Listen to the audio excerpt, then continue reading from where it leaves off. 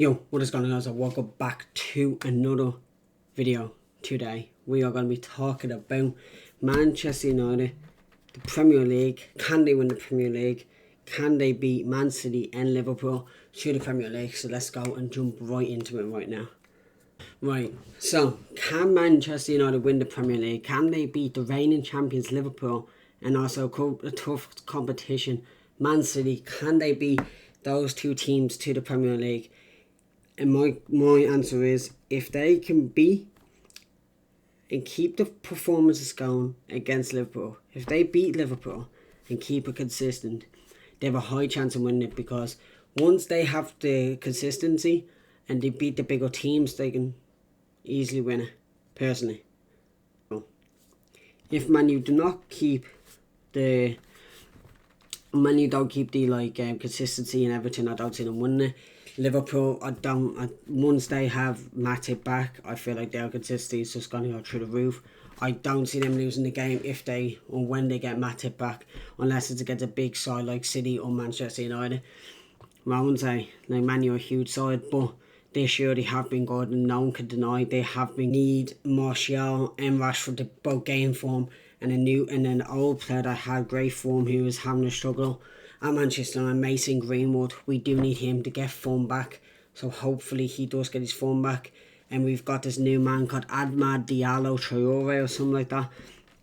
He could be a great player for Man U, we don't know yet. And also we just need to keep, we have the squad depth, the rotation, to win the Premier League. No denying that. We have Van der Beek, who barely plays, which is ridiculous. He should be playing way more. Also, we do have the 4 centre-backs we have, who can everyone, like Tuanzebe, Boy, Maguire, Lindelof.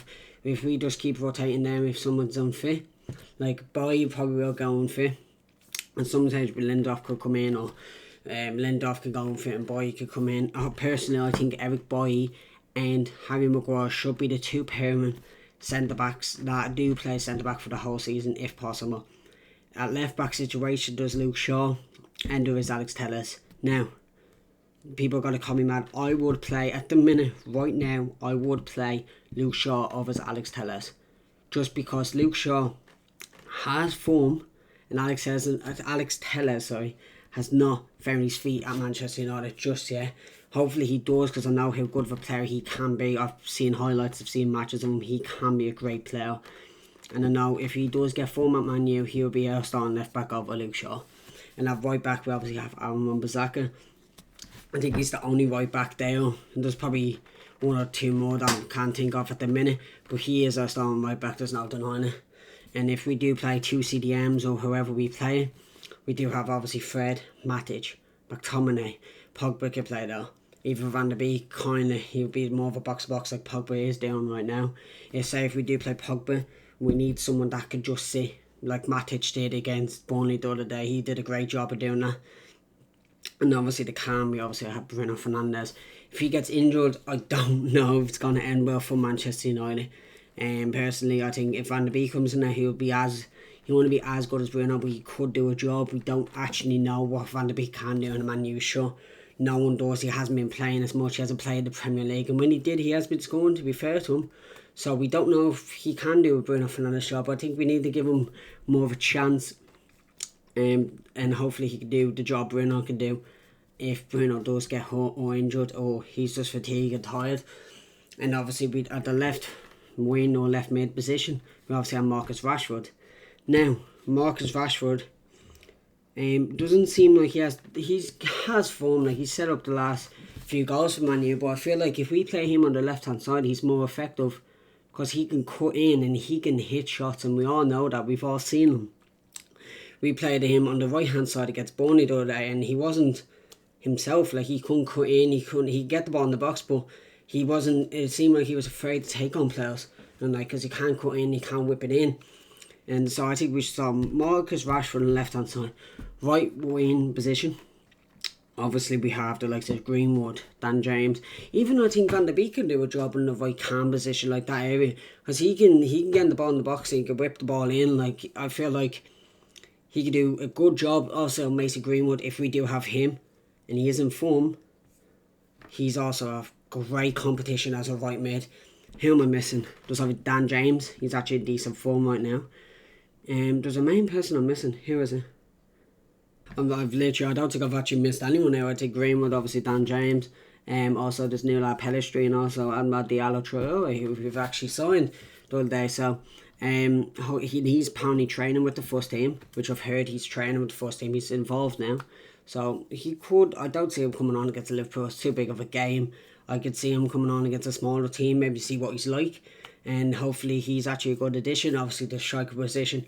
We do have Anthony Martial, but we also do have an absolute class player. He's I feel like he has to start over Anthony Martial at the minute with form.